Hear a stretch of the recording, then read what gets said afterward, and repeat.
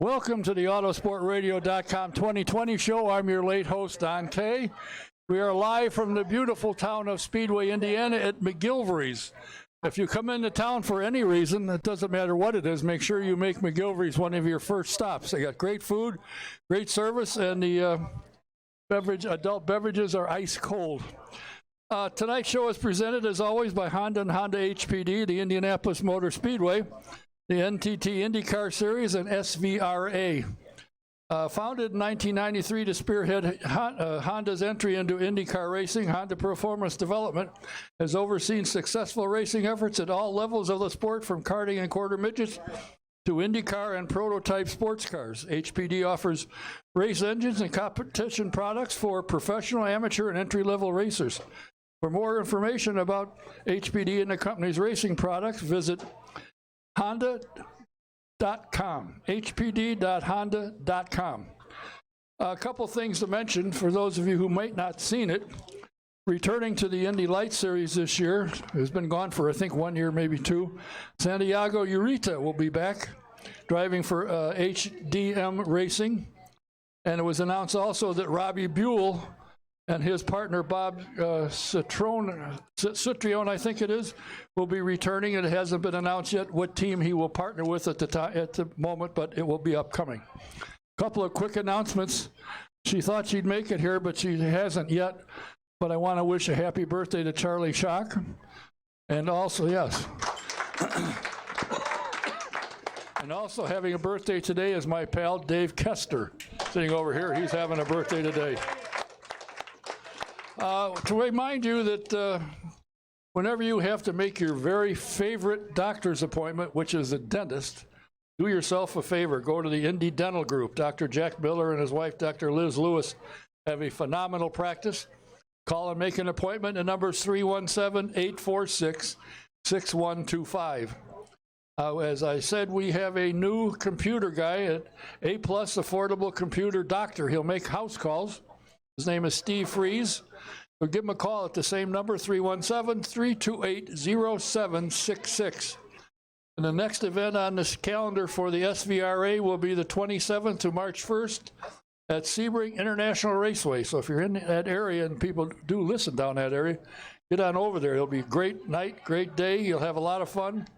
See some outstanding cars and some good racing, actually. If you're interested in why the kids and gals and guys like racing and driving Indy cars, you can take a ride and find out in the Indy Racing Experience.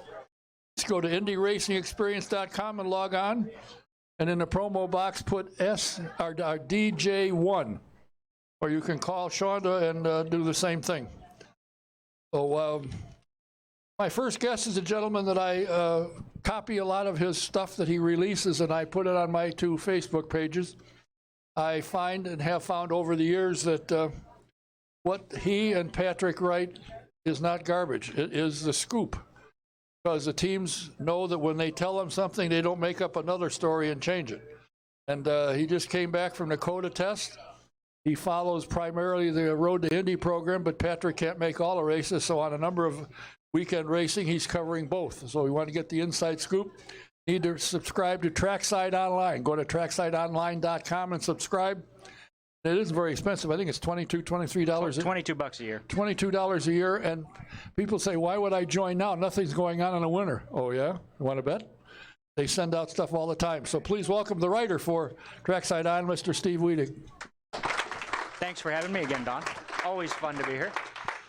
As I mentioned, you are on the road a lot. Patrick used to come to all the events, but he can't any longer with kids. No, he's got kids at that age that they're, they're busy doing soccer and dance and gymnastics and all those things. And his wife says, you stay home and take him. I can't do it all the time. Yeah, I think that's exactly, and that's fair. I expect about 3 or 4 more years they'll be not wanting to be around parents, and he'll be back on the road as much as I am. So, you were down at COTA. Yes, sir. And everybody that tested down there had the aeroscreen. Yes, they did. How did it work? Actually, better than anyone thought it would, I think, for the first time out. There were some concerns going in after the test was over. A lot of those concerns were allayed. There was really no vision problems whatsoever.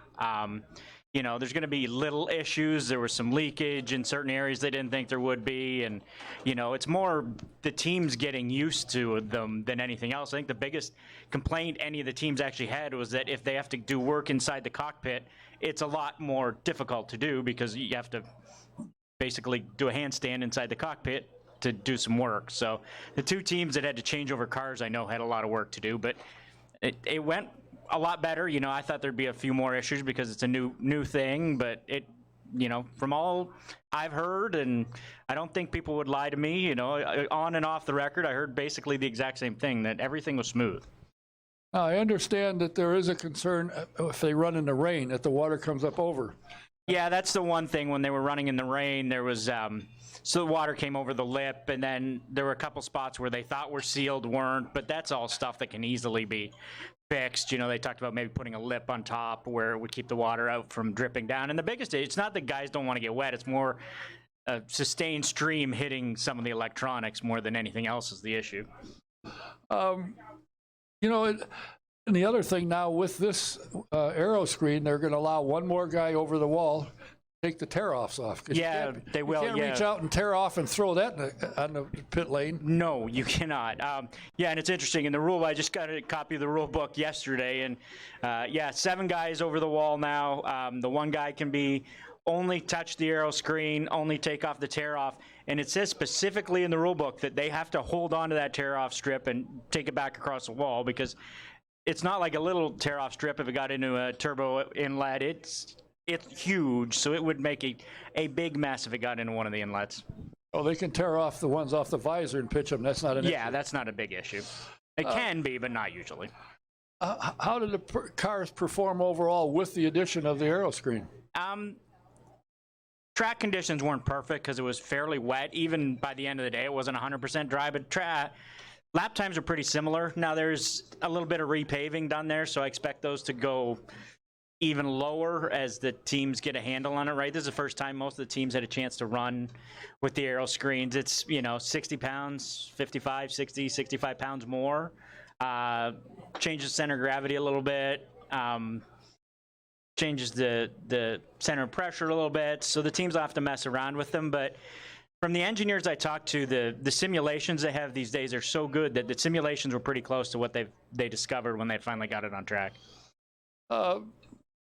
Is the one concern that I heard a little bit about was glare when they're running, a night race and they start before the sun goes down. When the sun's out, has that been determined that is a problem with a little glare? It hasn't been really determined. It's a problem even without them, right? You still have the visor, and it's still a glare problem. They haven't. I don't think it's going to be any different. Who was it I was talking to? Santino did the test at just I think 15 laps at Texas to get the car set up for his new teammate, and he didn't he didn't get to run at night or anything, but you get an idea once you've been in the car what it's going to be like when it's at night, and he didn't think there'd be any issue whatsoever. I had Dalton Collette here last week, yes, and he got in the car for the first time, not very many laps. But no, that was that changeover issue. It just takes a long time. And I said, how bad was the aeroscreen? He said, the first couple laps I was concerned, but after about the 4th or 5th, I didn't even know it was there. That's everything I've heard, is that eventually you don't even know it's there. And that's the same thing with and it was interesting, I made sure I specifically talked to Coyne, rookie, Alex, it's Palou is how you say his last name. And then a couple of the guys from the couple of Carlin drivers who've driven with the Halo, and they're like, it's no different than the Halo was. It takes about 5 laps to get accustomed to what's different, and then they're used to it. These guys are used to changes, so it could make things interesting early in the season, but more on the technical side where the engineers have to find the right balance. The other thing is, I was told that in order for this thing to work, one of the tests was the driver, if he's not injured, has to be able to get out of the car in 5 seconds. It's actually 8 seconds. 8 seconds. They have to be able to get out of the car. And The driver said it's actually easier. It's no harder getting out of the car. Getting in's more challenging just because it's very different than what you were used to doing, right? You have to lower yourself down and then you have to slide down, whereas before you just get in and slide down. So they said getting in is actually the bigger challenge than getting out. Have they, I'm sure that the safety team has tested, but have they tested with, extricating a driver in case he can't get out on his own? Yeah, actually, I talked to Tim Bauman, head of the safety team, AMR safety team. Talked to him a couple times in the off season, and they had a prototype of the aeroscreen early, and they'd been starting to work on getting the drivers extracted. And he said in some ways it's easier because they've got more places for leverage to once they get if they have to put a backboard on the driver, there's more leverage to get him out. And it's the same exact procedure basically that they use now. I asked them about, what happens if the aeroscreen has to come off. They've got it down to 15 seconds where they can get a Sawzall. There's 3 spots they cut, and it'll come right off, which is not, 15 seconds is nothing. And he said, the big thing is, the hope is that they'll have to do less extractions with it, right? There'll be less injuries. A number of people have commented that they think that this aeroscreen is a reaction to something that's only happened a couple of times in 15, 20 years. And they think, why did you have, only one guy's died in the last 10 or 15 years, Justin Wilson. Hinch got hit in the head, knocked out a couple of years back. But aside from that, there hasn't been really anything, but I suppose it's better safe than sorry. Yeah, I think that's the way it works. It's not, I wasn't a big fan of any sort of cockpit protection whatsoever at first because I'm a bit of a purist, and I liked just being able to see the driver's hands work, and I like seeing the helmet, but it just gets to the point where, it's just, if IndyCar has another accident like Justin or, it's racing. There's always going to be weird things happen, right? That's just the way it works, right? There's always going to be unexpected. But if they're seen, in 2020, if they're seen not trying to make a change, then that's not going to go over well with the general public. We're all race fans. We don't care. We like that side of it. We like the danger, but a lot of people don't understand that attraction to racing. So, and with the social media and everything, it's just you just have to be careful nowadays. You also announced, which I also put on my 2 Facebook pages, the rule change. Actually, it's not a change. It's going back to what it used to be. Yeah, a little different, but they're going to have. I'm not a fan of this, by the way. So if anyone from IndyCar is listening, sorry. But it's they're putting in grid penalties again for if there's unapproved engine changes. So every team gets basically 4 engines a season, 2,500 miles an engine is sort of the basic mileage limit. So if they go over that, if there's an engine change before the mandated limit, then there'll be a grid spot penalty. I think it's 6 spots on road and street courses, 9 spots on ovals, 8 spots on ovals. I need to go back and look at the rule, but yeah, I'm not a huge fan of it, but there's reasoning behind it. Last year, late in the season, a lot of the teams that were in championship contention, I'm not going to say it's playing games. They try and get the advantage, right? So they're going to change, like Joseph Newgarden ended the season on his 6th engine. Rossi was the same. I think Power was the same. The only guy that used 4 engines that was in championship contention was Dixon. So that starts to get expensive for the manufacturers when they have to produce two new engines. They need to be in the pool. Those are engines that could have been back being developed later in the season for this year. I think it's a cost-saving measure. Personally, that's I won't get anyone on the record to tell me that, but I think that's what it is.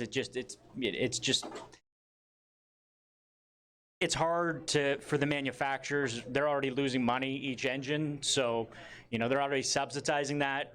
Having to do 2 more each season, it gets a little excessive for them. All right. And as the health of the series continues to improve, that could change. But right now, it's just better to control the costs. And so far, the engines have, with rare exception, the engines have lasted 2,500 miles without too much trouble. Yeah, in the last few years they have. And that's, it's 2012, so we're eight years into this engine formula. You know, they've cranked them up about as much as they can. So now most of the work they're doing now is fuel mileage and reliability, and that's been the last couple of years they've been doing that. So, you know, once we get to 2021 with the new engine, or 2022 with the new engine formula, then things might change. They'll be able to, you know, increase the power. But right now, yeah, it's just basically tuning for reliability and fuel mileage.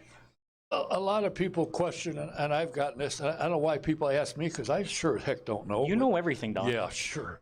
They don't believe that engines are sent back to the factory or wherever they go to be rebuilt, and they're put in a crate and they put in a truck, and you walk in and you pick one. You don't know which one was yours. No, it's not even. So the way the engine pool works, every manufacturer has an engine pool. I think it's 24 hours before the start of an event. They have to give the serial numbers to the series. If a team needs a new engine, car needs a new engine, the series does a random draw of those numbers, and that's the engine that they get. So yeah, there's no monkey business with the engines. They're distributed by the series. So you might get the one that was rebuilt last week, or you might get the one that was rebuilt 2 months ago. It doesn't, you know, it's just it's completely random. So when Chevrolet came in, Honda had problems at that point because, and I asked, I said, you can have problems for all this time you supplied all the engines. Well, the problem is now Chevy's here, we got to crank it up and run it what it's supposed to be, whereas before we could tune them a little bit and they'd last. Yeah. So it's put the pressure under us, but now they've got that pretty well solved. Yeah, they do pretty much have that solved, and it's, you know, that's the way those guys work. They, I've been through the Chevy engine plant up in Pontiac where they do all the development work, and it's pretty impressive what they put those engines through before they actually, you know, decide what design changes they'll make for each season, and they're all constantly working on improving the reliability of them. They'll find some little part and they'll change that, and it won't work, or it'll work, and they'll go back and forth on what to do. You know, it's amazing to me that they can find something in the engine, they'll take it, put it on, all of a sudden, whoo. And that can be during the season. I think they can, if they come up with a part they think might work, and they put it in and they go, wow. Yeah, as long as it's within what can be homologated that season, yeah, they can make a change during the middle of the season. Yeah. They do it all the time. Just amazes me, all the little things you think that by now they've got. Yeah, they're always working on stuff. It's constant development on the engines, and it, you know, like it. Probably not as much Honda. Honda did a little bit of what they do goes into their road cars, but Chevy, it really does. Like when I was up at their, you know, performance center, they, you know, they flat out told me that, you know, Chevrolet's gone to a lot of direct injection, small displacement, turbocharged engines, and they said that the stuff that coming off these what they're learning at IndyCar goes directly into the road car technology, and that's what their engineers are the same thing. They rotate through, the engineers that work with teams rotate through they'll go from the performance side back to the road car side, back to the performance side, and it just keeps everybody on their toes. I know Honda used to do that, but they tell me they don't do quite as much as they used to, rotating. Not around. As much, no. More the executives at Honda rotate through, but Honda, you know, most of the road car stuff, they don't have a lot of turbos. They're starting to go with some turbocharged stuff, but most of it's been still naturally aspirated, so it's a little different. As I mentioned, Santiago Urrutia is coming back. That's awesome. How do you see that series? Is it going to be more cars this year, the same, a little less? Probably the same. I'd be pretty confident saying 10 cars to start the season, maybe 11. It's tough. They've got the costs and the budgets are down, but the drivers aren't materializing. There's a few reasons for that. The strength of the American economy is doing well. The strength of the American dollar is high. I was actually talking to Tony Kanaan when Tony's planning to help, work with some Road to Indy drivers and Brazilian drivers coming up because he sees that need. And he said, 8-9 years ago, the Brazilian real is what they use for their currency was 1-to-1 with the American dollar. Well, it's 4-to-1 right now. An Indy Lights ride that cost, $850,000 is now almost 4 million real, right? So and same way across the whole country or across the whole world. The American dollar is strong, so it makes it harder to bring other drivers over, and it works the other way around too. There's 3 or 4 guys that I would love to, in Americans racing, F3, GP, not GP2 anymore, but F3 around the world, that I would love to see back in the U.S. But again, the dollar's strong going the other way. So, what looks like €1 million budget to, someone from Europe is $650,000 budget to an American kid. Well, that's a good deal. So it goes both ways, unfortunately, and it seems to work more at the higher level than the lower level. I know there's 2 or 3 American drivers that would be really good in this series. Yeah, I agree. The cost effect. You keep hearing Jay and everybody talk about we got to get the price of these cars in the race down, but it doesn't seem to have gone too far down. Yeah, it's still close to $1 million. Yeah, it's quite a bit under now. It's turn your ears off Road to Indy executives and stuff, but yeah, $800, $850 run costs. So, if a team can, run it for $900 and make $50, they're happy, usually for the most part. You're going to get better deals than that because some teams bring in their own sponsors and some don't. So it just depends on what you do. But what have you heard about Ricardo Juncos? I know he's got, I think, 3 Pro 2000. Yeah, he'll have 3 Indy Pro 2000 cars. Lights, I think he's got a couple long shots, but right now to start the season, it's not looking great for Ricardo on the light side, unfortunately. He had a couple drivers fall away. If anyone remembers Tatiana Calderon, she chose to do Super Formula instead of lights, and I think she would have been great in lights. She did really well in Indy Pro when she was here, but and there's just been a couple other drivers fall away. And it's tougher for him. He doesn't have the other sponsors and the personal money to bring in like some of the other team owners do, so he has to charge a little bit more, and that makes it tough. And this Cadillac program went away. There for what, 2 years? Yeah, 2 years, I think. But yeah, that was tough for him. And just that crash they had up at Mosport was it just ate up all the rest of the budget. And it's tough. It didn't work out the way he wanted to, unfortunately. I think he had an Argentinian driver that he thought would be a lot better and help, with the bills, and that didn't happen. And, it's tough. It's not easy. I do think you'll see them in the Indy 500 again, though, for sure. Well, I know when you walk into their shop, you walk in and you see all those trophies. I mean, they won Indy Lights titles like it was nothing to it. I mean, Ricardo and that group is fantastic at driver development. And I think he's hurt, and things might change where he's not doing, he's good to see him back doing 3 Indy Pro 2000 cars. I think he needs to do those lower levels to keep feeding the drivers up, like someone like Kyle Kaiser who came from Indy Pro 2000 to Indy Lights to IndyCar with him. I think that's the model he has to keep trying to build, but it's not easy, right? It's tough. It's very tough. Is Kyle still around? Yeah, Kyle's still around. He got a ride, or will he be the 500? I wouldn't be shocked to see him in the 500 in that car. I don't think it's done deal, but I think that's the plan. Everybody, the drivers that I've talked to, that have come in and started in the Road to Indy program and they've come in, as you know, from around the world. Yeah. And they say this is the best thing anywhere. There's nothing to compare to the Road to Indy program. You get up to the IndyCar series and run the greatest race in the world right here at 16th and Georgetown. No, there really isn't. And you can see, especially starting a little bit more recently, for a while there wasn't a whole lot of success, but even going back to Joseph Newgarden, but like someone like Colton Herta last year, that was as good a rookie season as we've seen in a while, and that was an Indy Lights guy, right? He beat Felix Rosenqvist, who raced all over the world. He beat Marcus Ericsson, who raced in Formula One. That's an Indy Lights guy, and I think you'll see with Patricio Pato back in the series and Askew and VK. Askew and VK are as talented as Colton are, if not more so. So I think you'll see some really good stuff from those two. And it's interesting that I think I read somewhere that as of right now, 23 or something like that of the drivers entered in the race came from the 500 came from lights. Yeah, for sure. Lights. It's there was a bit of a dry spell there, but now it's starting to kick back up. It's unfortunate, right? Because everyone looks at the car counts as it's not great, but the quality of the drivers has been really good over the last 3 or 4 years, and that I've been covering junior series and following it forever, and it's true. The top 2 or 3 guys are as good as they've ever been. It's just that there's not that bottom filler part, and a lot of it's just kids choose to do. There's a lot more stuff they can choose to do these days that for their thrills. So. Yeah, but the thing that I've liked about the lights is there may only be 9 or 10 or 11 cars, but they're all together. Yeah, it's always really good racing, Yeah. and it's interesting. So when I talk to, sometimes I get messages from kids from around the world saying, hey, give me an idea what it's like to race in the Road to Indy.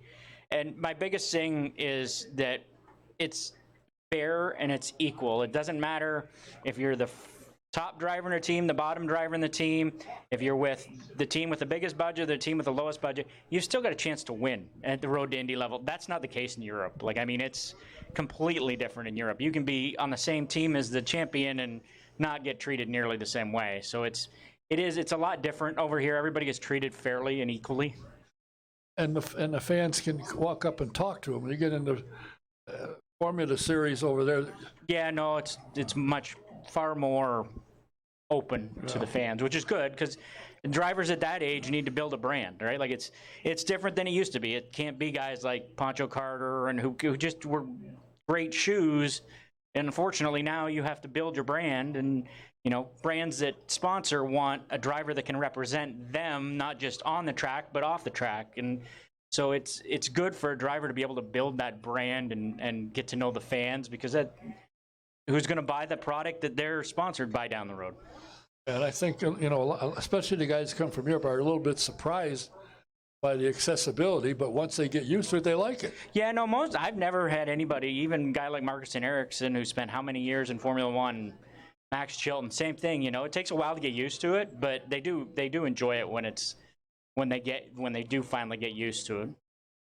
And last time I talked to Felix, he said what he likes about racing IndyCar is he has a chance to win. Yeah, oh, for sure. Yeah, Felix is he's my dark horse this year for the championship, if I have to be honest. He's an awfully good shoe, and he doesn't I think the other thing he really likes driving over here is there's consequences when you make a mistake. A lot of times in Europe, those tracks, there's no consequence. You can go off and you just keep going. Here, he said you can't do that. So you have to be very precise. But yeah, he loves racing over here, and I'm glad we have him. He's fun. And Marcus is the same way. He said the same thing. He was a mid-pack and wasn't going anywhere. Here, he's got a chance to win. Right, and it's same. You look at F1, the from the Mercedes down to the bottom teams, there's a huge stretch. From here, there's not that big a stretch. Yeah, Penske and Ganassi and Andretti are the top three. No ifs or buts. But that doesn't mean the other teams can't win races. We've seen that recently, right? Everybody's won a race recently, so you just get a chance. It's just a little more equal. You think about the announcement today that Fernando Alonso will be back and he's going to drive for McLaren. Not overly surprising, but not. I think it's going to be an interesting story to watch. That's for sure.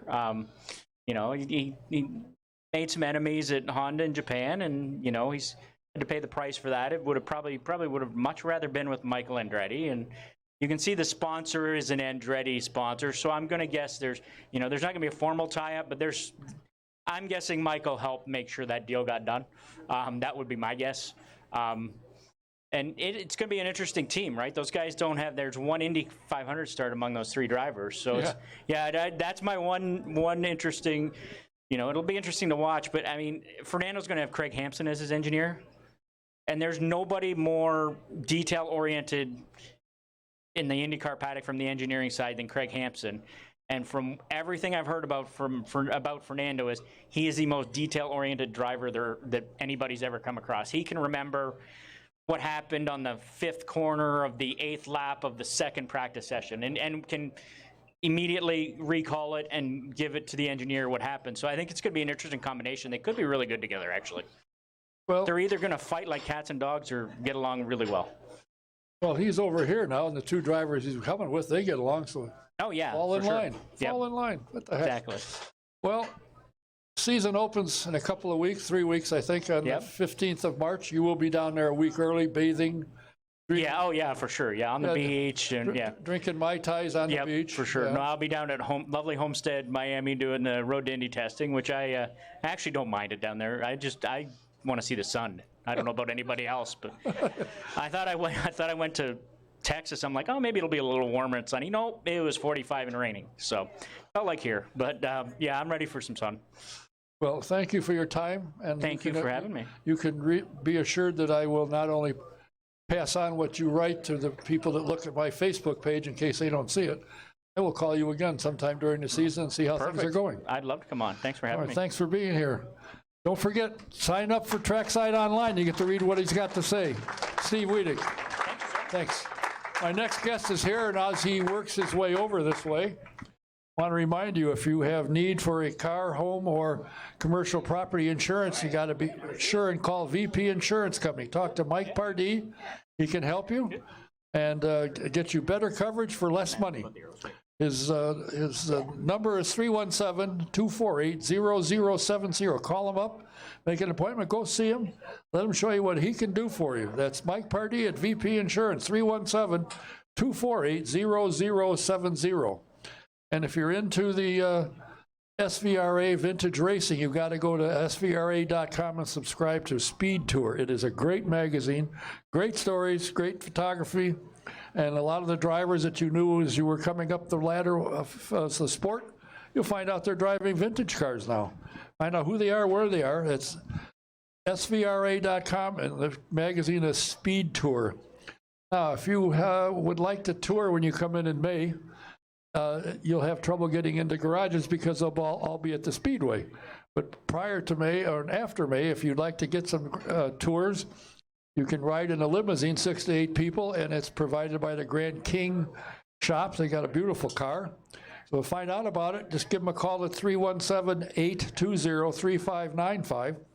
And while you're on the phone, if you are looking for a vintage car or have one and need it restored, they can do that as well. So you give them a call, find out what cars they have for sale, or if you've got one, what they can do for you to restore it. The number again is 317-820-3595.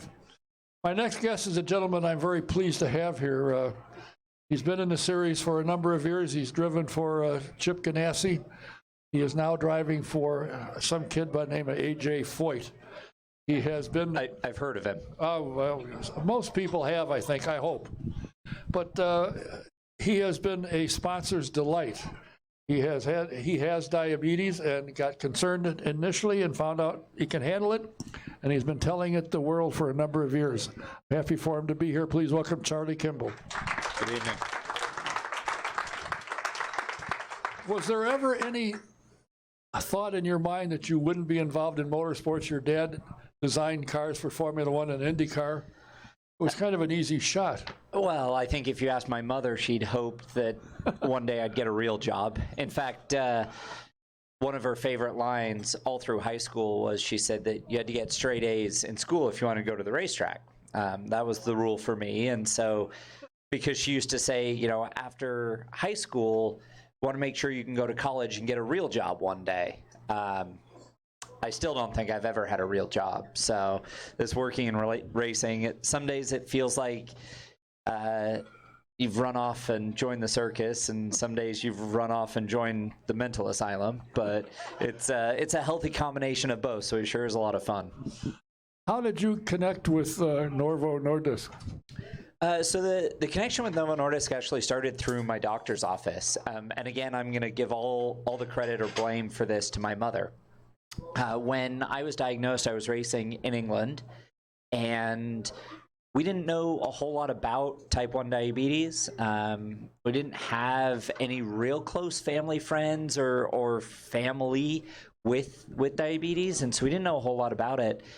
And my mom started doing research in Southern California, where she was at the time. My dad had come over to England with me. So my dad was with me. My sister was working, shockingly, in Formula One in Brazil that weekend. And my mom was in California. And we had some other stuff going on with the family. So the phone, we burned up a lot of long distance phone time that week.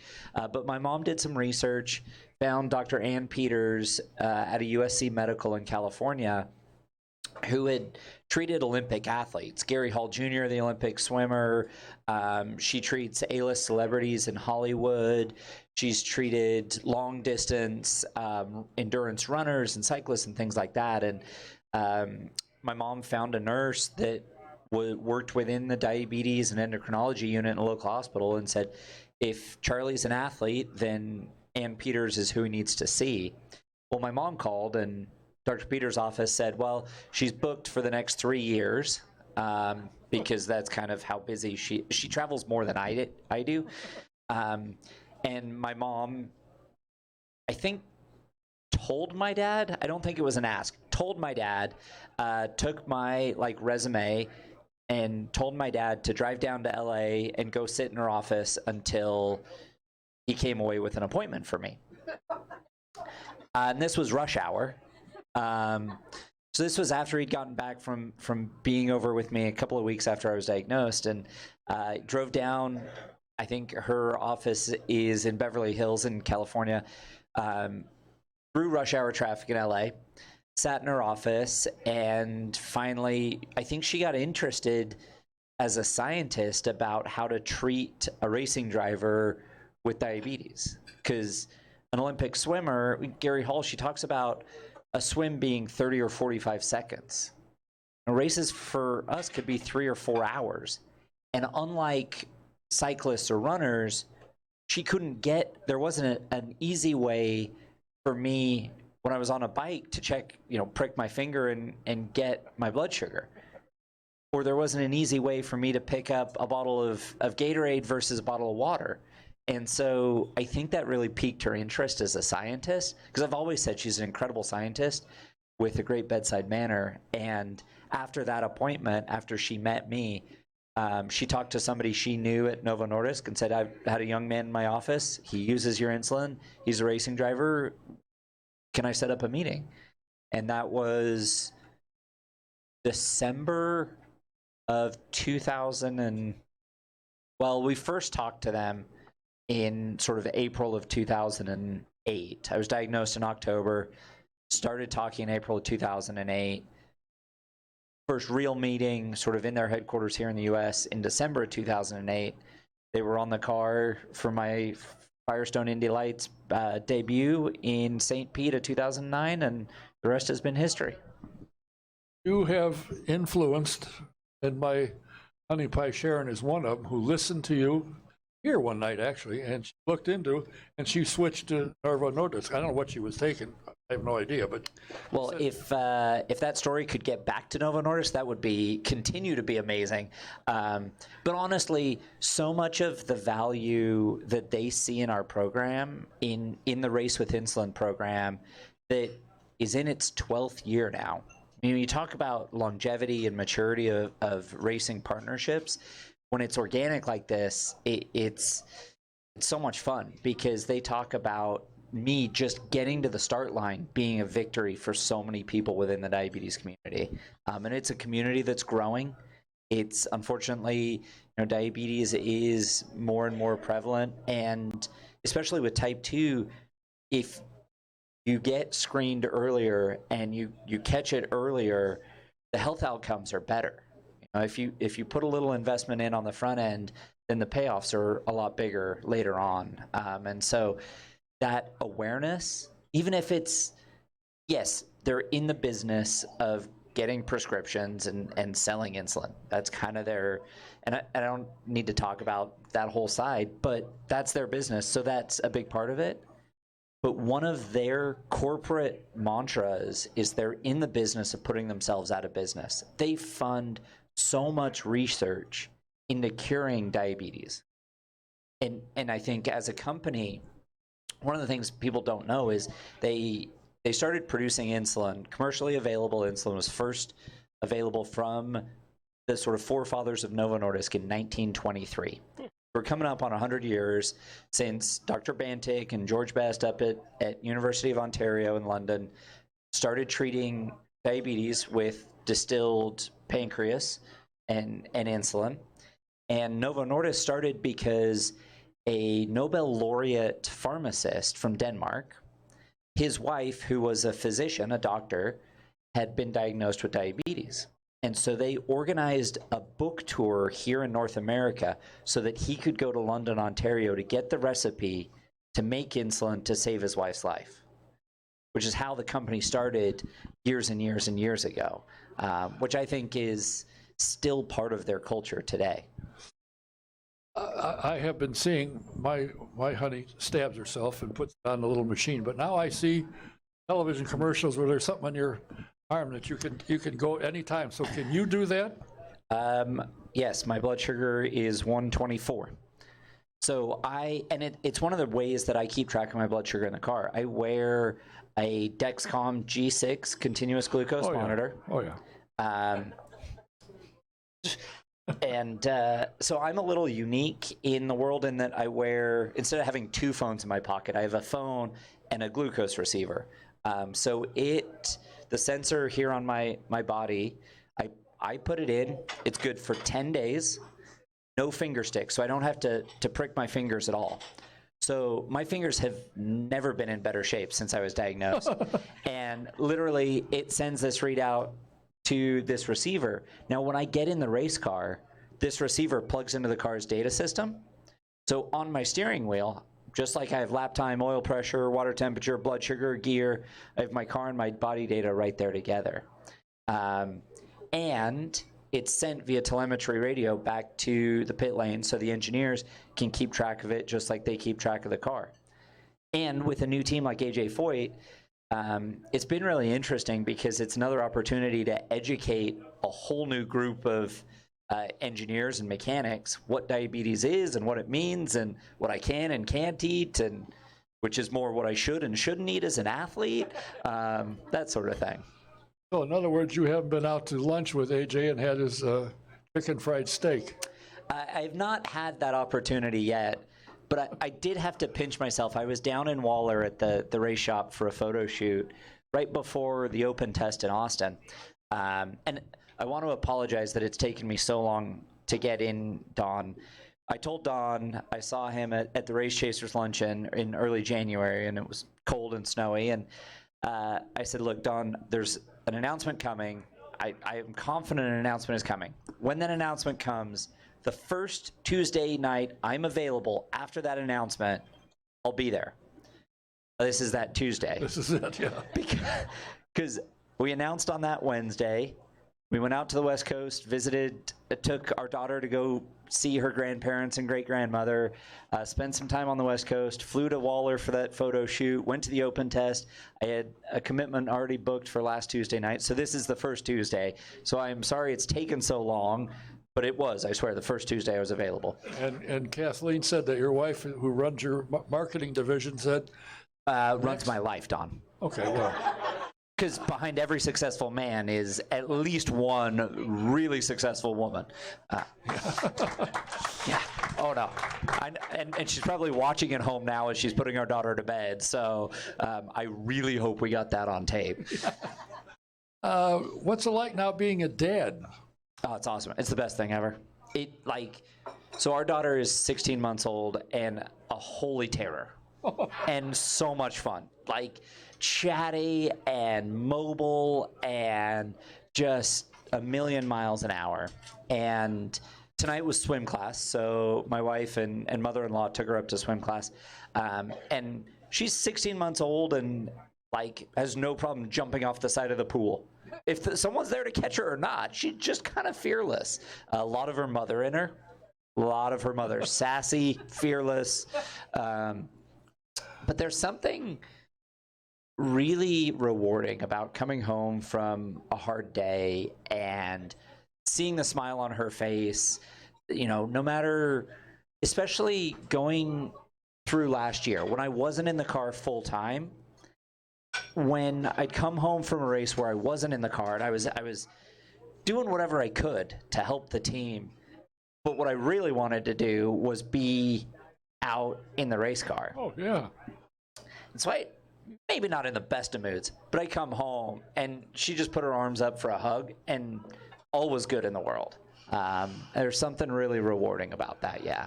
Well, I need to speak to her when she understands, because I sent you a text and you didn't answer for 2 days, and you said, I'm sorry, my daughter had my phone. I didn't see it. Okay. No, this is true. If anyone needs to figure out how to get their phone from Chinese back to English, I've gotten the steps, because she's really smart. Again, she's a lot like her mother, really smart. and she'll pick up the phone and put it up to her ear and say, hello. Like, and she's been doing that for like months. And she'll pick up the TV remote, hit a button, and look up at the TV because she knows that's what you hit a button and then the TV turns on. And if she's lucky, it'll be playing Moana. Yeah, I can just about sing every song from Moana now. My favorite is "You're Welcome." The rock. Oh, so good. I'm such a dad. It's amazing. What's it like when I saw you at the out at the Clarion in January, you had a Chevy shirt on, so I figured that's where you were headed. And in fact, I sent you a message that, I think that's where you're going, and you did answer and said, yeah, it was just announced. But what's it like, and how long did it take you and AJ and Larry to get together?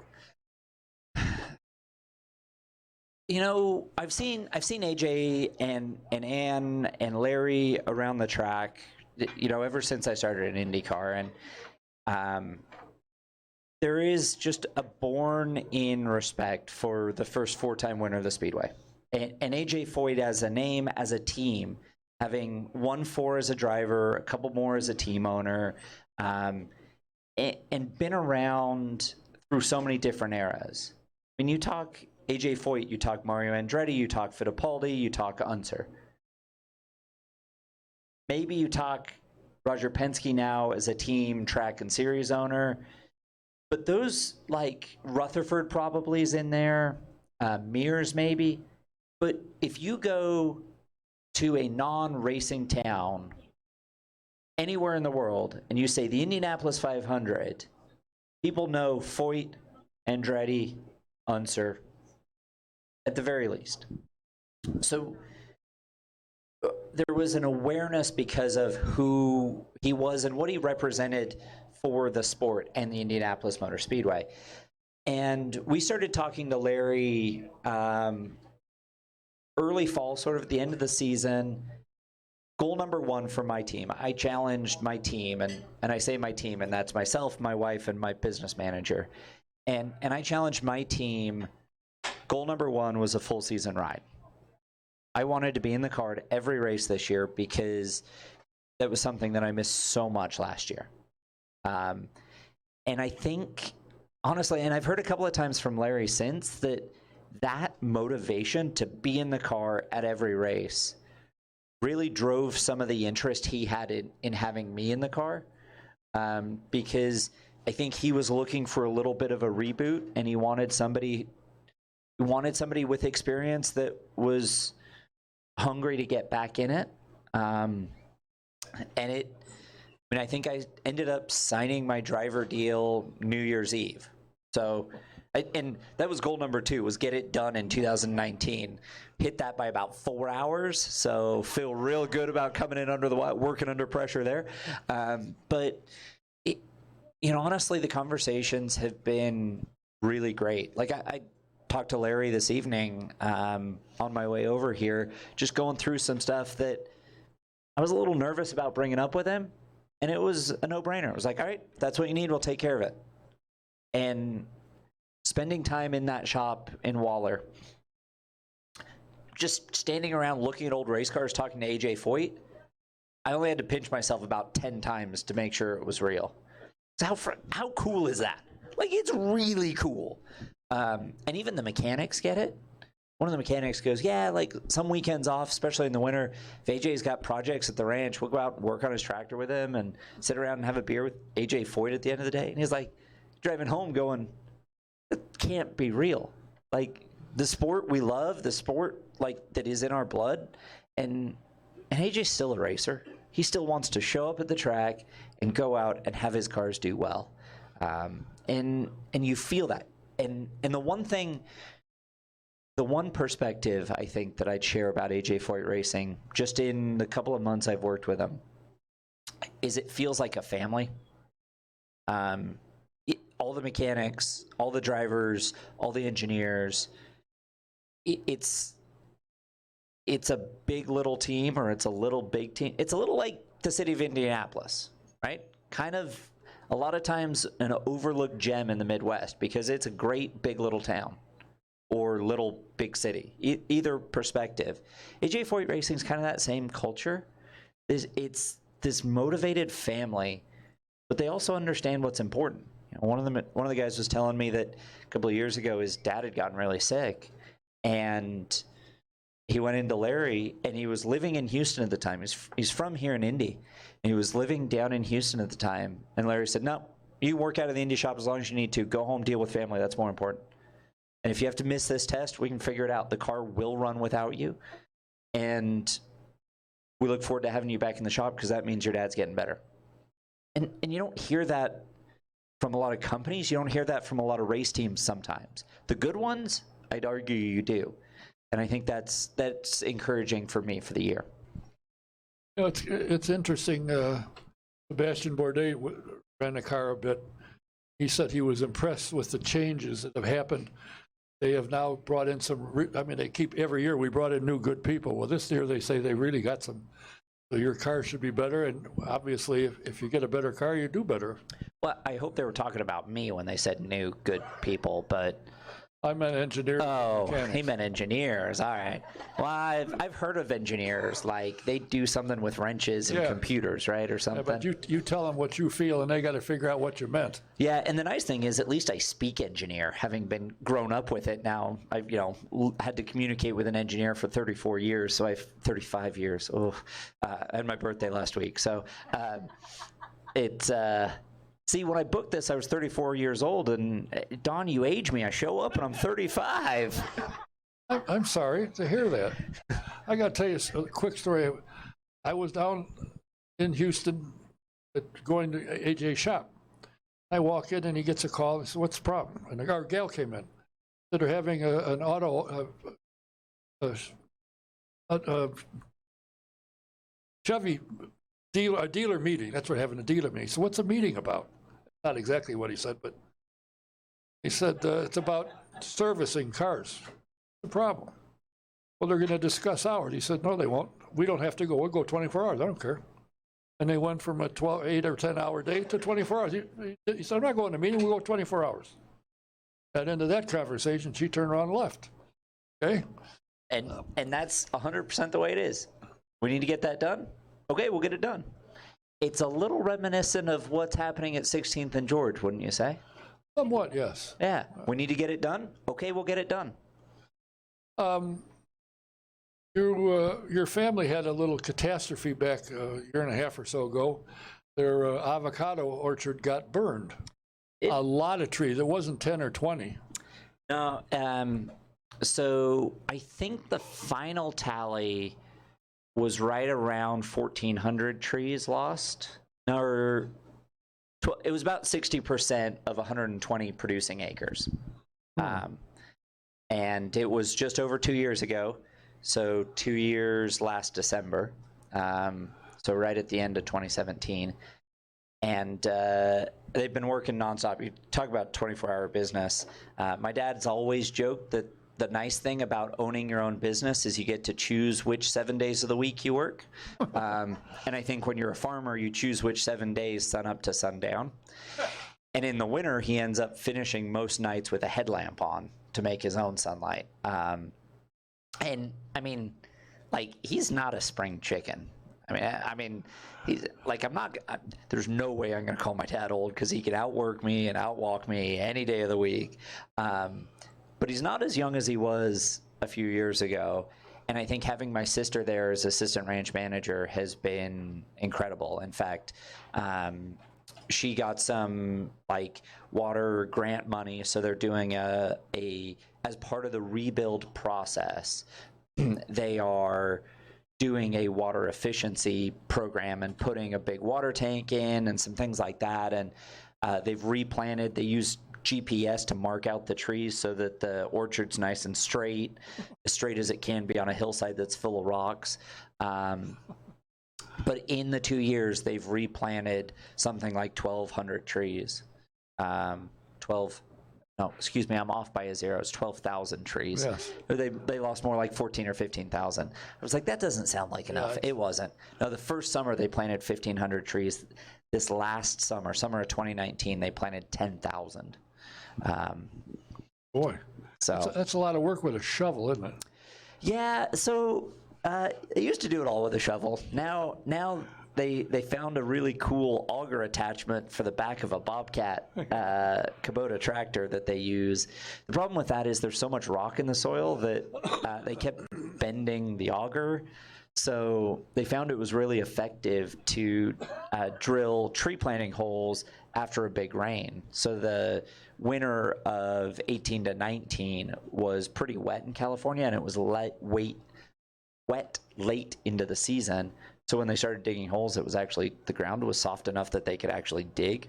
But yeah, actually, if anyone's on Instagram, you can follow Kimball Avocados, because I think it's about 6 days, they're going to launch the ability for you to buy directly from the farmer. So you'll be able to buy Kimball avocados directly from, and my sister's probably going to hate me for saying this because she's going to launch and then be completely overwhelmed with demand because the avocados are so good. But it's a great way, and they've just launched a new logo, and it's kind of exciting, to regrow from the ashes like that. The interesting thing to me is you went out there right after it happened. We're there during the fires, if I'm not mistaken. Yeah, we realized that fighting a wildfire with 3 garden hoses and a rake, my wife, my dad, and I standing shoulder to shoulder trying to save my parents' house, was not very effective. And in fact, even fighting the fire in the orchard wasn't particularly scary. And it is, it's scary. That fire is, in a race car, I will always say the one thing I'm really scared of is fire. That's why I make sure that my Nomex is up to spec and the fire extinguisher works. But standing in the orchard, I didn't feel particularly afraid. It was more determination to save as much as we could.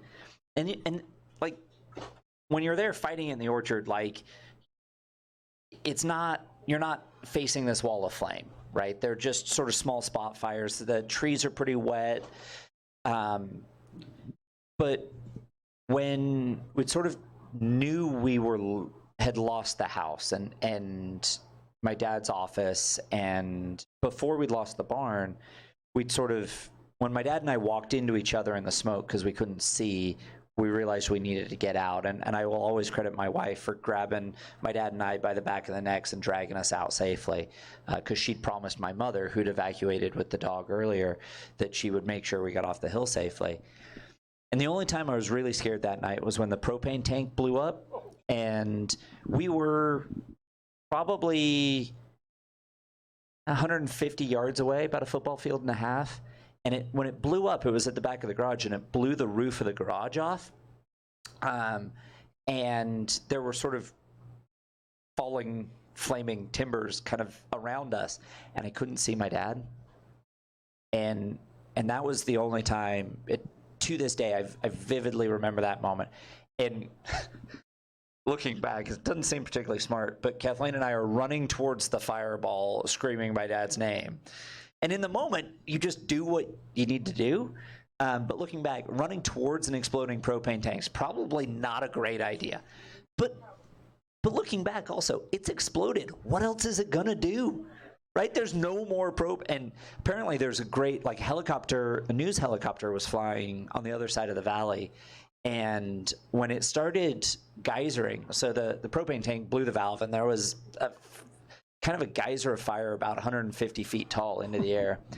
And so the helicopter panned over to it, and when it blew, they watched it blow up, and they made some comment well, hope no one's down there, right?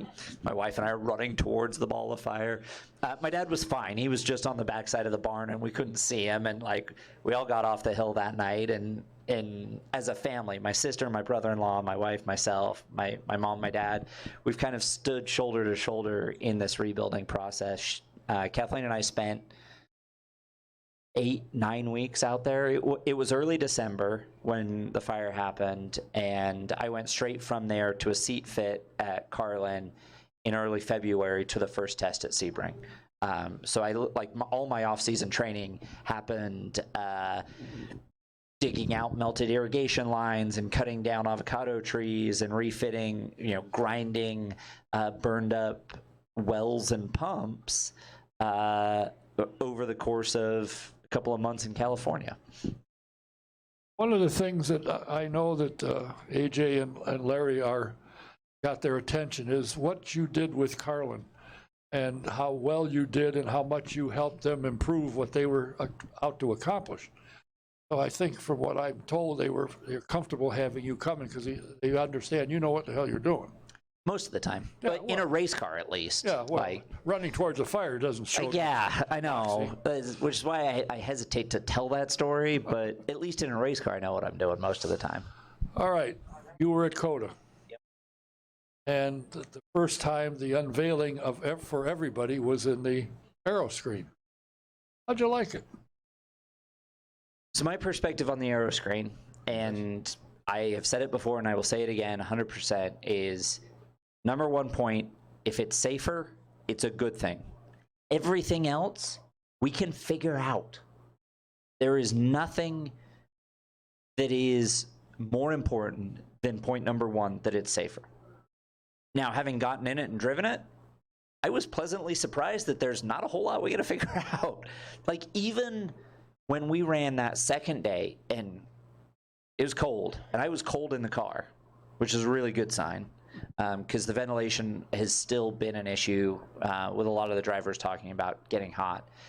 But with it wet to drying, you always end up, typically, with that, like, dirty, muddy, I mean, when it's snowy to slushy to dry, you get that really dirty film on your windscreen driving around. We didn't have a whole lot of that on the aeroscreen. The vision was great, and come in after an outing and a quick wipe with a cloth and it came clean. Okay, we didn't run a whole lot, thanks Mother Nature, but in those 52 laps of running, we didn't pull a single tear off. Even in conditions that were wet to drying. The one concern I think a lot of us drivers had is right at the end of the day, because they extended the session, we ran right till 6 o'clock. The sun was right in our face coming down the back straight, and there was maybe more glare off the aeroscreen with the sun directly in our eyes than without. But if that's the biggest issue, just make sure we're not driving into the sun at any point. Yeah. I mean, I think they have graphs. Like, I think Galileo sorted out this graph thing, when the sun's setting, so you can make sure you're not driving into the sun. Can you put a tinted visor on your helmet to help at all? So I typically run a dark visor anyways, and it was still pretty bright. Really? So I think it's something to do with the refraction through, and I'm pretty sure the aeroscreen on the 4-car was a heated unit. It wasn't plugged in for the heating elements, but it had the heating elements built in. But the science on, like, the titanium structure, it's 3D printed titanium with, like, a proprietary welding that they won't even let IndyCar, that's buying a whole bunch of these, take photos of. Like, that's how cool the science is. I realize that makes me a bigger nerd than I've already proven myself to be tonight, but, like, they're 3D printing titanium. It's pretty incredible, the science built into this, and PPG worked really hard. So a little insider baseball, the story I heard after Justin's crash at Pocono, one of the drivers said, there's no material out there that would, stop a nose cone at that speed.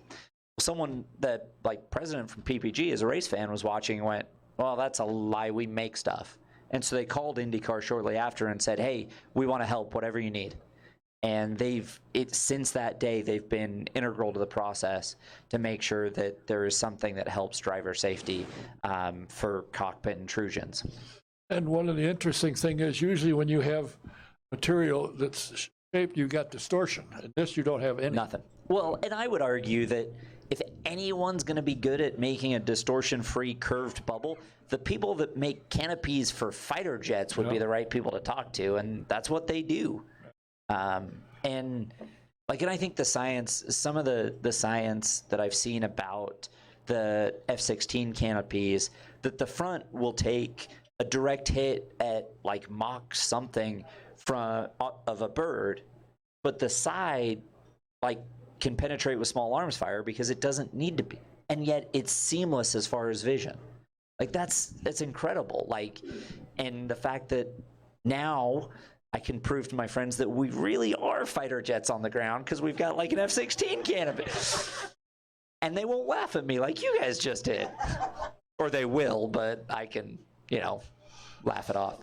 Are you comfortable with getting in and out of the car? Be it, I said, as Steve just said, you got to get out within 8 seconds if you're not injured. And that's been accomplished. That's not a problem. The concern when I started looking at it is if you're injured and can't climb out, trying to get that shoehorn down underneath. But he said, for the most part, that's not that difficult either. Yeah, so I've talked a little bit with the AMR safety team, and it's 3 cuts and they can get it all clear. And if those guys are comfortable, I have no questions. Like, they're by far the best in the business, and if they go, yeah, we're good, and then I figure we're good, and then some. So getting in and out, it's different. I feel a little like Tony Kanaan because like I actually have to step on the side pod to get in, and he's always done that. I thought, man, like you just swing your leg in. Well, you can't quite do that. But there's like I've definitely bashed my knee getting in and out a couple of times, and it's just a little muscle memory. I've spent a lot of years getting into a single seater the same way. Gonna just take a little while to retrain this old dog. But I'm glad, like I said, everything else is details. Goal number 1 is keeping us safer, and that's what it's accomplishing. Well, then you'll feel a little more risky. You say, well, hell, I'm pretty safe. Let's go. Stab it and steer it. All right, no. I mean, maybe, but yeah, no, probably not. I mean, to finish first, you still first must finish, right? That's the secret to it. And you've had that feeling of finishing first. You've had the feeling of qualifying on the pole. So that gives you a little bit of a step over some of these young whippersnappers coming along who have yet to have any cheat time. Don't want to see it happen, but once you go bang, go oops, things change a little bit. There are 2 types of drivers. Those that have hit the wall at Indy and those that are going to hit the wall at Indy. Having hit the wall, it's something I'm happy to not ever replace. But I also think there's a little deeper wisdom to that, in that to win Indy, first have to run up front and understand what it takes to win Indy. Like, my eyes were open. So it was 2016 when I finished 3rd. And it was Juan Montoya and Will Power, myself, and Scott Dixon. And the 4 of us were kind of clear.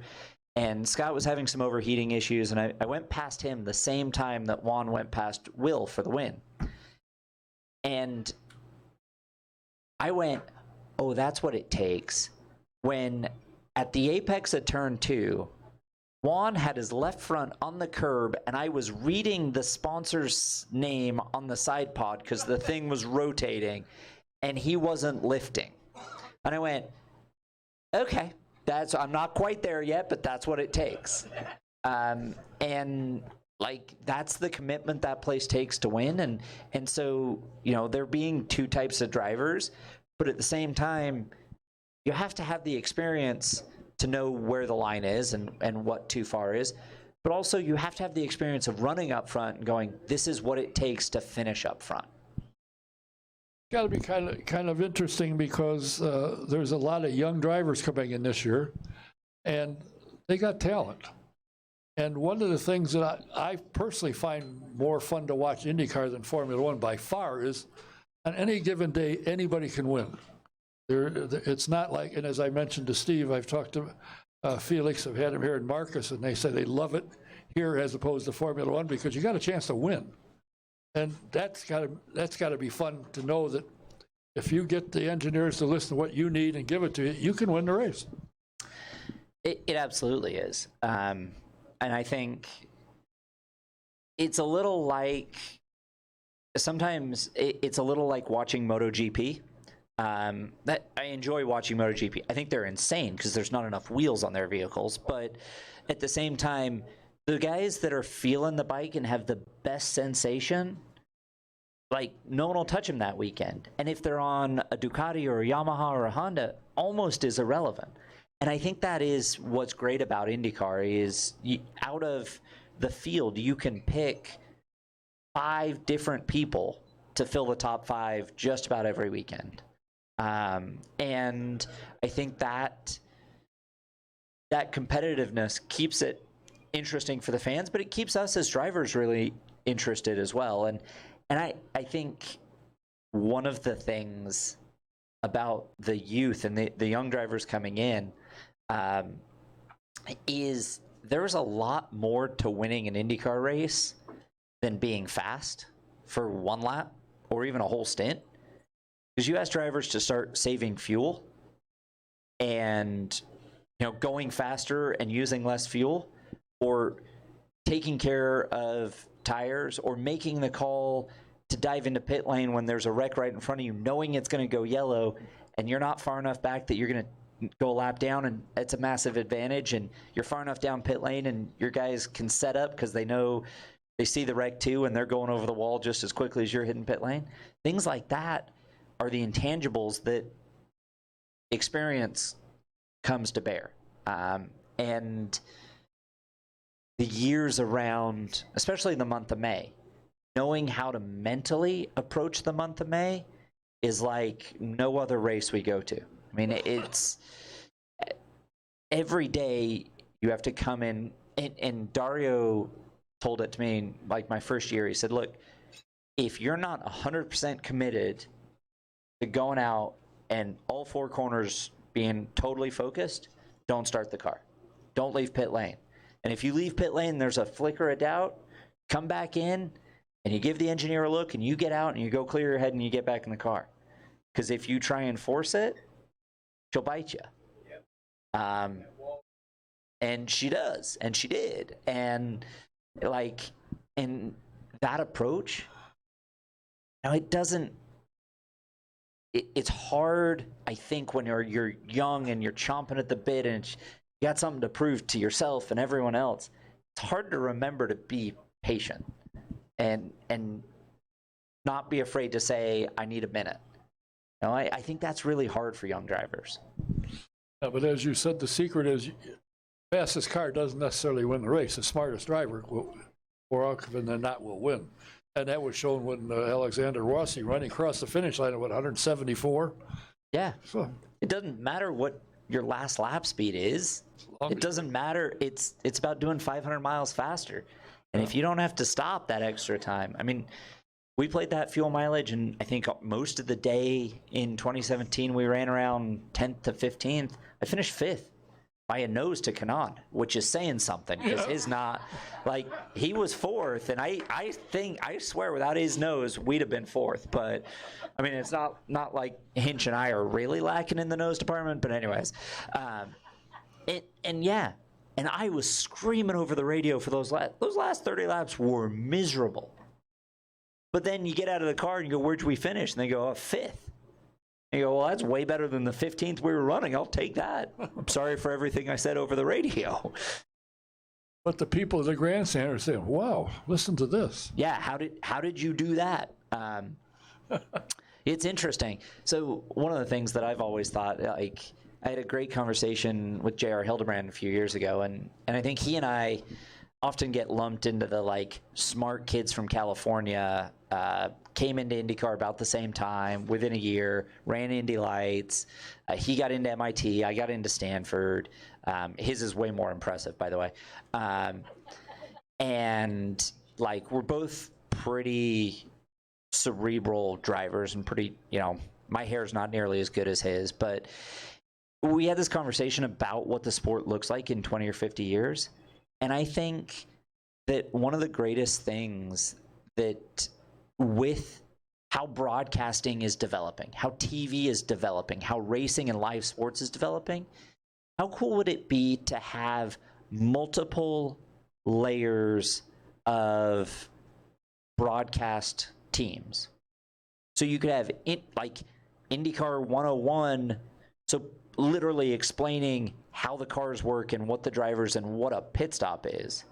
And then you could have multiple levels above that that were talking about strategy and explaining an undercut and an overcut and why, doing the math on if you're going this much slower but you save a pit stop, they're going to finish at the same time.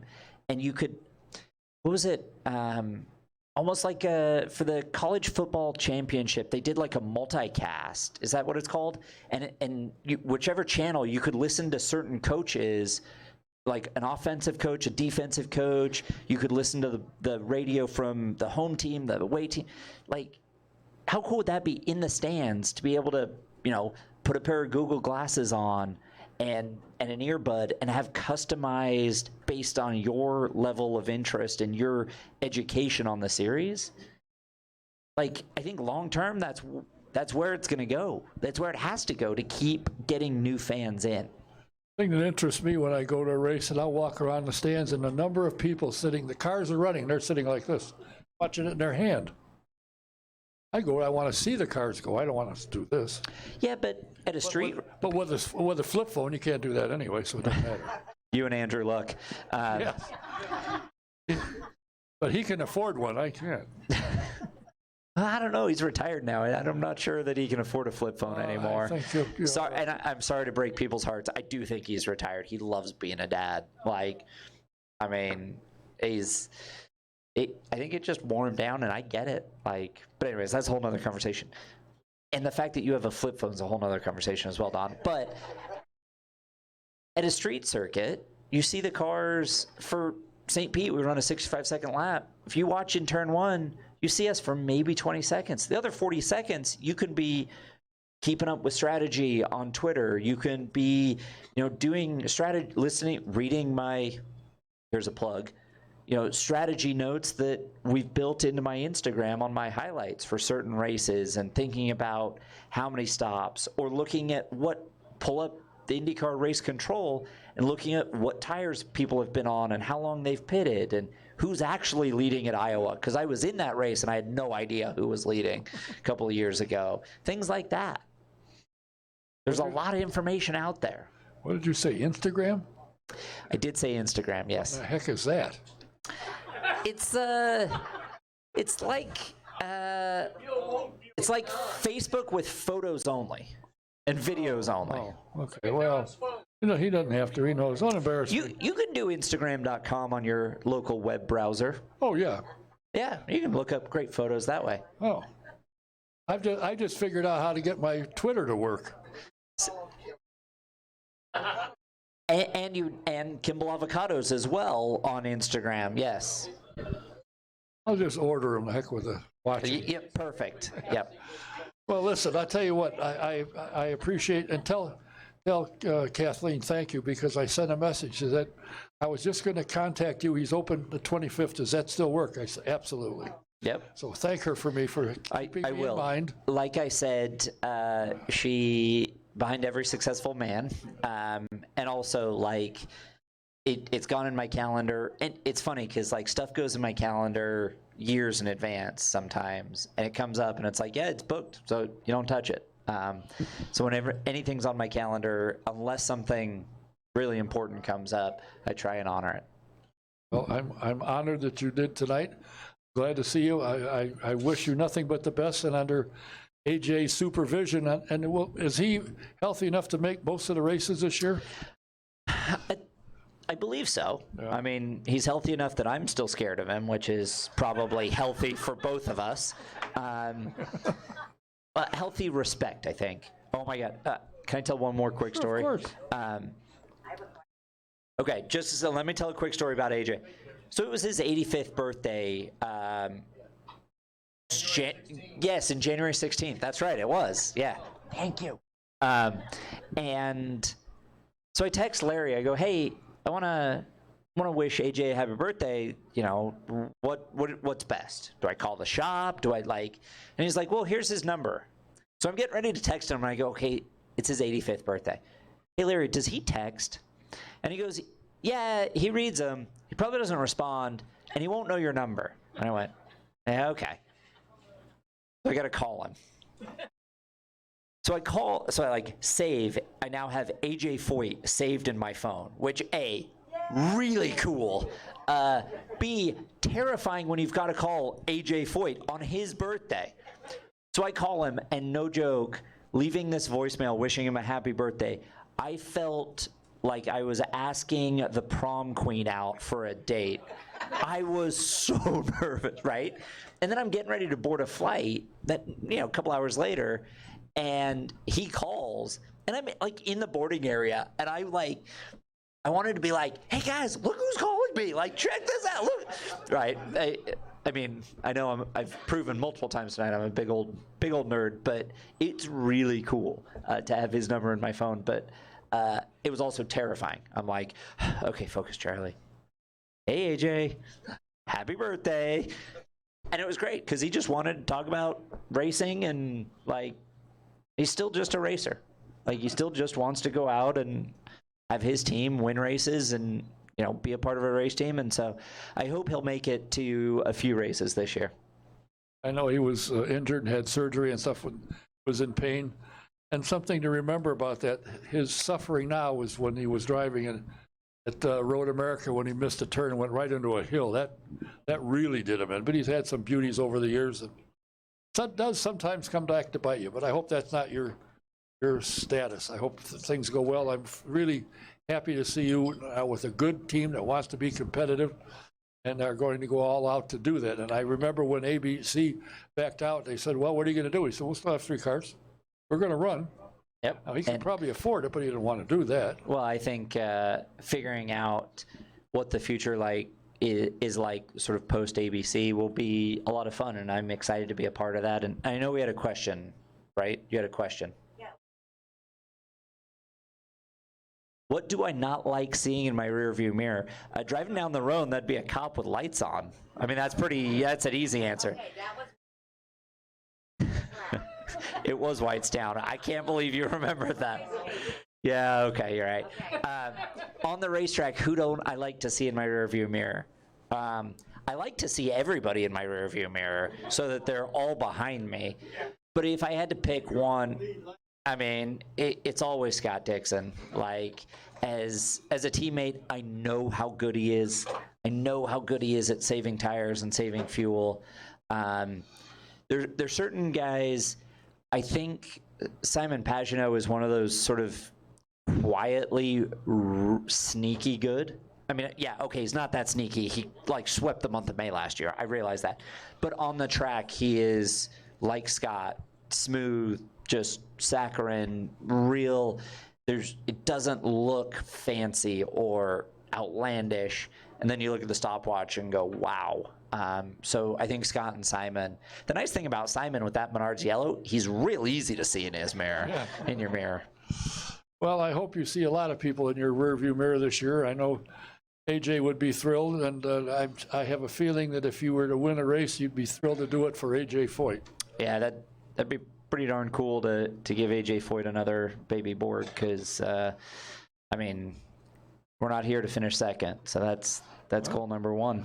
Well, 22 or 23. By the way, there's a new team. Robbie Buell is joining, and there's a new team being worked on locally that may be able to put the program together and get to run in May, and then half a dozen races or so this year, and then next full-time next year. So things are starting to grow, and the pit lane is going to get a little busy. It's fantastic, and Steve might have a better. What's our current 500 car count with suppositions confirmed? 30 confirmed, 35 supposition. I think we get to 36, and I think 3 don't make it, and I think bump day is fantastic. Like, it's something I don't want to be a part of. I'm happy to lock into the show on Saturday and maybe be trying for a top 9 spot on Sunday. But man, the drama, like, I was a second day qualifier my rookie year in 2011. I didn't sleep a wink Saturday night. Like, it was miserable. I think I was on the phone with my engineer at like 12:30 in the morning because neither of us were sleeping, so we might as well go over stuff. But like, the drama at Indy And where else in the world do you get that? Like, maybe a World Cup final, maybe like, I don't know, the comeback at a Super Bowl, but like, I mean, 10 miles around the Indianapolis Motor Speedway, as far as you've got to put these cars on the edge to get them to go that fast, and running the extra boost this year is going to be a lot of fun. Even if I wasn't driving, I would not be missing it. And expanding the Sunday, get the last 3 drivers in the field to 70 minutes so that you have time to make a second run, or maybe even a third, who knows? Yeah, I mean, man, I remember it was 2011 when Ryan Hunter-Reay didn't make the show.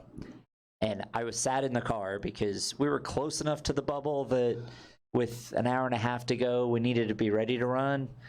And we ended up not needing to, thankfully. But I remember watching mechanics hanging off the back of the rear wing, trying to get rear wing out of it, as he's just done a run, and the thing looked sketchy loose, and he's rolling in line again. It's like, man, that 2.5 mile oval becomes this vortex of common sense removal. It becomes a black hole of common sense. You see things at the Indianapolis Motor Speedway that you never see anywhere else. It's awesome. Like, it's awesome. And I know I just looked at my clock or watch and realized that I talked a lot, so I'm sorry that I made it a late night for everyone. You don't see anybody got up and ran out, did you? Well, there were a couple in the back, but I think, yeah, that was... Yeah, I guess they went outside to talk. But listen, I know that everyone here would love to see you do well. We wish you well. Enjoy AJ Foyt and Larry, and I think Larry's finally, is now grasp of what needs to happen, and I think he's got it, and they're working on it. If he can just stay out of the wine vault, they'll be fine.